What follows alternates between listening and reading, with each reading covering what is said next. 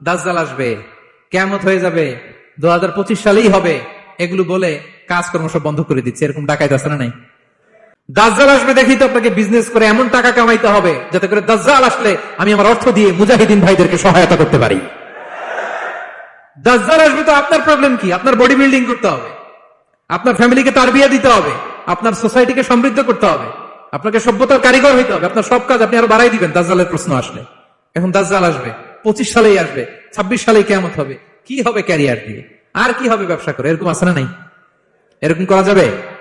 বিশ্বনবী কি বললেন? কিয়ামত হইতেছে, তুমি দেখতেছো চাক্ষুষ, দেখতেছো কিয়ামত হইতেছে, আর তুমি গাছ লাগাইতে গেছিলা। যদি সুযোগ হয় কিয়ামত হওয়ার আগে আগে কি করো?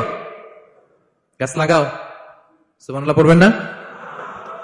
প্রিয় ভাইয়েরা, আমরা যেন পরিশ্রমী হই, আমরা যেন কর্মঠ হই, আমরা যেন অলস না হই। বিষ্ণু ইসলাম অলসতা থেকে আল্লাহর কাছে পানা চাইতেন।